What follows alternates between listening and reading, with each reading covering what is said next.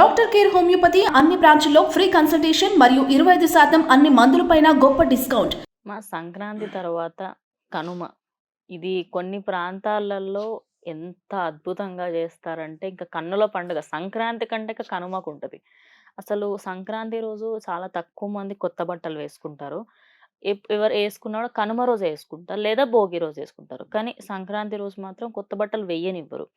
అది అలాగే కనుమ అనగానే కొంతమంది అంటే ఇంట్లో నుంచి బయటకెళ్ళొద్దు. బయటకెళ్తే వాహనం ప్రయాణం చేస్తే యాక్సిడెంట్‌లవుతాయని కొన్ని అంటూ ఉంటారు. ఇవన్నీ నిజమేనా అమ్మ?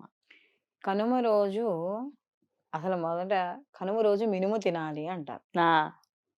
మినుము అది. మినుము తినాలంటారు. అంటే హ్మ్. మనం మినపప్పుతో వేసుకునే గారెలు. గారెలు గాని, బూరెలు గారెలు గాని. గాని తినాలి. అవును. 2 కనుమ రోజు కొన్ని ప్రాంతాల్లో ఏం చేస్తారంటే మనకి ఈ యొక్క ఆహ్, ప్రభల తీర్థం అని చెప్పి మనకి ఇప్పుడు ఈస్ట్ గోదావరి అటు సైడు తీర్థ ఈ ప్రభలనన్నీ గ్రామాల నుంచి వచ్చే ప్రభలనన్నిటిని కూడా తీసుకొచ్చి ఒక చోట పెట్టి అక్కడ మనకి ఈ కనుమ రోజు చేయడం అనేది జరుగుతుంది. ఓకే.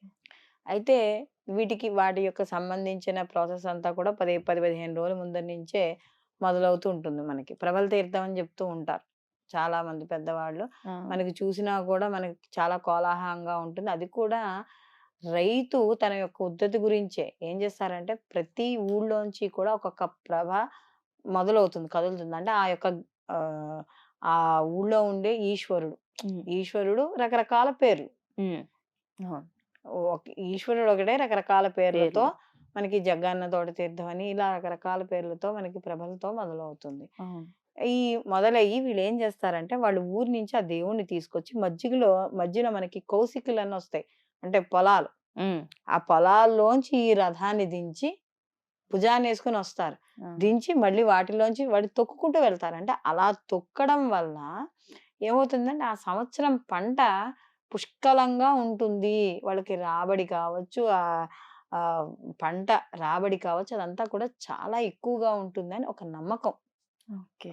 అందువల్ల ఈ యొక్క ప్రబల తీర్థం అనేది చేస్తారు. చేసేటప్పుడు కూడా ఆ పంట పొలాల్లోంచి ఆ రథం అంటే మనకి ఇలా రాదు. భుజాల మీద ఎత్తుకునే వస్తారు. వాళ్ళు తొక్కుతూ ఉంటారు. వాళ్ళ భుజం మీద యొక్క దేవుడి యొక్క ఉంటాయన్నమాట విగ్రహాలు. వాటిలతో వస్తారు. ఓకే. అలాగే కనుమ రోజు ముఖ్యంగా ఇక్కడ మనకి ఈ వరి పంట వస్తుంది చూసావా? ఆ వరి పంటను ఏం చేస్తారంటే మనకి దీని కింద కడతారు. కుచ్చు కింద కడతారు. హుహు. ఇప్పుడు సిటీలో ఉన్నవాళ్ళు ఆన్‌లైన్‌లో బుక్ చేసుకుంటున్నారు గానీ, మన పల్లెటూర్లో వెళ్తే కుచ్చుల్లా ఉంటాయి. కిందకి ధాన్యం కుచ్చులుంటాయి. వేలాడుతూ ఉంటాయి. పైన ఒక బొడుపులా ఉంటుంది. దాన్ని తీసుకొచ్చి గుమ్మానికి కడతారు. ఓకే. దానివల్ల ఏమవుతుందంటే, ఆ గుమ్మానికి పిచ్చుకలొచ్చి ఆ ఒక్కొక్క గింజ తిని వెళ్ళిపోతాయి. ఆహా! ఇట్లా లాగుతాయి దాంట్లోంచి. ముక్కుతో ఇట్లా పెట్టి లాగుతాయి. ఆ గింజని తిని వెళ్ళిపోతాయి వరి గింజని. అందుకనే మనకి చూడండి పల్లెటూరుల్లో గానీ, ఇప్పుడు కొన్ని చోట్ల ఇక్కడ కూడా ఉంటున్నాయి. బయట ఒక బకెట్‌తోనో, ఒక బానలోనో, దేంట్లోనో మంచినీళ్ళు పెడతారు. అవును. ఇప్పుడు చూస్తే అమెజాన్‌లో ఒక ప్లాస్టిక్‌వి వస్తున్నాయి. పైనంతా బియ్యం వేస్తాం. ఆ పిచ్చుక లాగుతున్నప్పుడు పైనుంచి ఓ 4, 5 బియ్యపు గింజలు పడుతూ ఉంటాయి. హ్మ్. పడుతూ ఉంటాయి. అవి తినేసి చూసా. వెళ్ళిపోతూ ఉంటాయి. పక్కన ఉన్న వాటర్‌ని తాగుతూ ఉంటుంది. ఇప్పుడేదో కొత్తగా మోడల్‌లో వస్తున్నాయి. అదే. మనకి పల్లెటూరులో కాకుండా. అంటే అలా అయ్యో! అక్కడ మేము చేయలేకపోయాము అనుకున్న వాళ్ళకి ఒక ఆల్టర్‌నేటివ్స్ అన్నమాట అదే ఇవన్నీ. అంతే. సో, ఆ కుర్చీలన్నీ కూడా కడుతూ ఉంటారు. ఆ కట్టినవి ఈ పిచ్చుకలొచ్చి తిని వెళ్తూ ఉంటాయి కనుమ రోజు. అలాగే కనుమ రోజనే కాదు ఆ రోజుకి వస్తాయి గాబట్టి అప్పుడు కట్టడం అనేది జరుగుతుంది. అలాగే మనకి ఈ కనుమ పండగొచ్చేటప్పటికి మనకి పశువుల పండగ చెప్తాం అవును. ముఖ్యంగా. పశువులకి మెయిన్‌గా చేస్తారు. పశువులకి మెయిన్ పండగగా చెప్తాం. ఎందుకంటే అవి బావుంటేనే. అందుకనే ఈ కనుమ రోజు పశువులు గోశాలలు గాని వాటిలన్నిటిని శుభ్రం చేయడం, అవును. పశువుల్ని కడగడం, వాటికి శుభ్రం చేయడం, వాటికి పూజలు చేయడం, గోవులుంటే గోపూజలు చేయడం. ఏవైనా సరే గేదెలున్నా ఏవున్నా సరే వాటికి శుభ్రపరిచి వాటికి పూజ చేయడం అనేది జరుగుతుంది. అవును. ఎందుకంటే సంక్రాంతి అనేది రైతుకి కూడా పండగమ్మ. ఎందుకంటే మనం చెప్తాం ఒక దేశం బావుండాలంటే రైతు రైతు బావుండాలి. బావుంటేనే ఒక దేశం బావుంటుందని చెప్తాం. కాబట్టి అలాంటి ఆ రైతుకు సంబంధించిన పశు సంపద. కాబట్టి ఈ ఏదైతే పశు సంపద ఉందో ఆ పశు సంపదని ఆరాధన చేసే రోజు ఈ యొక్క కనుమ రోజు. అవును. అలాగే కనుమ రోజు ముందర రోజు ఎందుకు కట్టము అంటే సంక్రాంతి రోజు పెద్దల పండగని చెప్పి హ్మ్.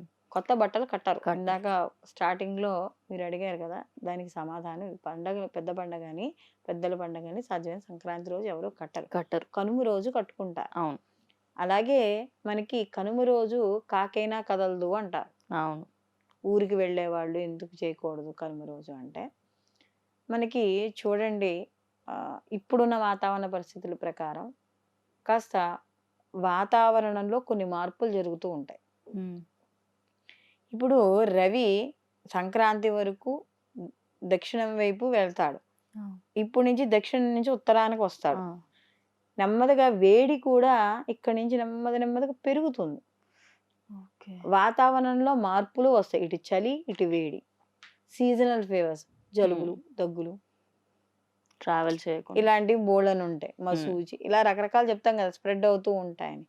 వీళ్ళు ఏం చేస్తారంటే ఇలా పెద్ద పండుగలొచ్చినప్పుడు, ఏవైనా ఇలాంటి పండుగలొచ్చినప్పుడు గ్రామ దేవతలను ఆరాధన చేస్తారు. హ్మ్. ఈ గ్రామ దేవతల ఆరాధన చేసినప్పుడు ఏమవుతుంది అంటే, కొన్ని రకాల బలిలివ్వడం అంటే బలిలంటే పశువులను చంపేయడం అని కాదు. కొన్ని రకాల బలులు. అంటే ఇప్పుడు అన్నం ఉంది వండుతారు. గ్రామ పొలిమేరల మీద చల్లుతారు. అలాగే కొన్ని నీళ్లు లేతే నీళ్ల రూపంలో గాని గ్రామ పొలిమేరల మీద జల్లుతారు. అవును. ఇప్పుడంటే సిటీలు గాబట్టి, ఇప్పుడు సిటీలే గాని అసలు ఇప్పుడు ఇదివరకు ఇప్పుడు గ్రామం ఏంటో తెలియట్లేదు. సిటీ ఏదో తెలియట్లేదు. ఎక్కడ ఎండ లేదు. హ్మ్. వెళ్తున్న కొలది అలా వెళ్ళిపోతూనే ఉంటున్నాం గానీ, ఇక్కడికి ఈ గ్రామం సరిహద్దు అనేది ఇదివరకు ఉండేవి అవును. పెట్టడానికి కారణం. కాబట్టి ఏమవుతుందంటే గ్రామ పొలిమేరల్లో ఆ యొక్క నీళ్లు జల్లాలి. ఆ నీళ్లు జల్లడం వల్ల ఆంతర్యం ఏంటంటే, అవతల వైపు ఏవైనా దుష్ట శక్తులు ఉంటే ఇవతల గ్రామంలోకి రాకుండా ఆ యొక్క కాపు కాస్తాయి. గ్రామ దేవత అని ఎందుకంటారు? ఓకే. గ్రామాన్ని. సాయంకాలం పూట ఆవిడ కాపు కాస్తుంది గ్రామ దేవత అంటే. అందరూ పడుకున్న తర్వాత కాపు. ఆవిడ వచ్చి లేచి గ్రామ దేవత కాపలా కాస్తుందిట. అందుకే చెప్తారు కాశీలో కూడా వారాహీదేవి ఆవిడ గ్రామ దేవత. ఆవిడ సాయంకాలం పూట మొత్తం కాశీనంతా ఆవిడ తిరిగి వస్తుంది. అవును. అదిని ఆవిడకి దర్శనాన్ని చేసుకోవాలనుకుంటే ఆవిడ బయటికెళ్ళినప్పుడే దర్శనం చేసుకోవాలి.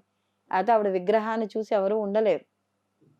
ఆవిడ బయటికెళ్ళి వచ్చేలోపు దర్శనం అయిపోవాలి. అందుకనే కన్నాల్లోంచి కూడా చూడమని చెప్తారు గానీ, డైరెక్ట్ మిగిలిన విగ్రహాల్లా వారాహీదేవిని చూడలేం మనం అవును. కాశీలో. కాబట్టి అంటే మిగతా అన్ని ప్రాంతాల్లో కూడా ఇంచుమించు అదే పద్ధతి. సాయంకాలం గ్రామ దేవతలు తిరుగుతూ ఉంటారు చీకటి పడిన తర్వాత. దుష్ట శక్తులేవి లోపలికి లోపలికి రావద్దు. ప్రవేశించకుండా కాపలా కాస్తారు. ఆ సమయంలో అందరూ పర్టిక్యులర్‌గా ఈ రోజు గాని అలాంటి బలిలిస్తూ ఉంటారు కాబట్టి, ఈరోజు ఇల్లు దాటకూడదు. హుహు. దానివల్ల ఇబ్బంది పడతారు అనే ఉద్దేశంతో పెద్దలు చెప్పింది ఈ మాట. ఓకే. అందుకే ఇంట్లోకెళ్ళి బయటకెళ్ళొద్దంట. అందు గురించే ఇంట్లోంచి కనుమ రోజు కాకైనా వెళ్ళదు. కొంతమంది ముక్కనుమ రోజు, ముక్కనుమ రోజు వెళ్ళడం అనేది ఉంటుంది. ఈ కనుమ రోజు అయిన తర్వాత ముక్కనుమ రోజు సావిత్రి గౌరీ నోము అని చేస్తారు. హ్మ్. 10 ఏళ్ల పాటు నోము ఉంటుంది. సావిత్రి గౌరి స్త్రీలు సౌభాగ్యం గురించి చేసుకుంటారు. అలాగే వీళ్ళేంటంటే ఈ సావిత్రి గౌరీ నోమును కూడా ఉదయాన్నే లేచి కౌసిక ఉంటుంది కదా! మన చెరువుల దగ్గరికి వాటికి వెళ్ళి అక్కడున్న పుట్టమన్నం తీసి కుమ్మరుల చేత బొమ్మల కింద చేయించుకొని, ఆ బొమ్మల్ని తయారు చేయించుకొని ఓ చోటకి తెచ్చుకొని, ఇది ఎవరికి వాళ్ళు చేసుకునేది కాదు. ఒక నలుగురు, ఐదుగురో, 10 మందో కలిపి చేసుకునే నోము. ఓకే. ఉమ్మడిగా చేసుకునే నోము. మేళతాళాలతో బొమ్మలు తెచ్చుకొని, ఇంకా దాని విధి విధానాలు దాని ప్రకారంగా 10 రోజులు నోము ఉంటుంది.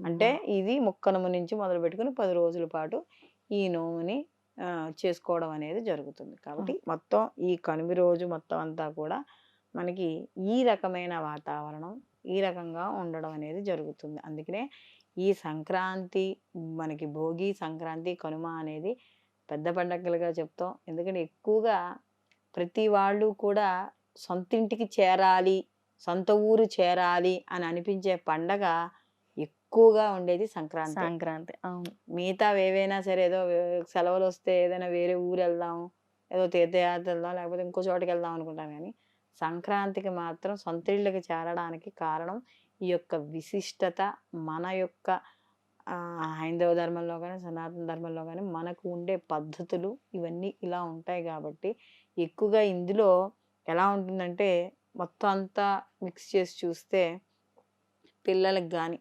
పెద్దవాళ్ళకి గానీ, ఆధ్యాత్మిక పరంగా గానీ, అన్ని రకాలుగాను ఒక రకంగా హరిదాసులు వీళ్ళందరూ వస్తారు. అవును. సంపాదన.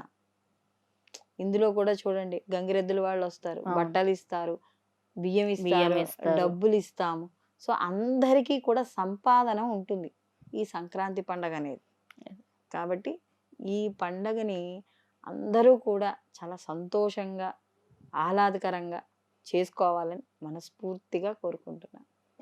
ధన్యవాదాలమ్మా. నమస్తే.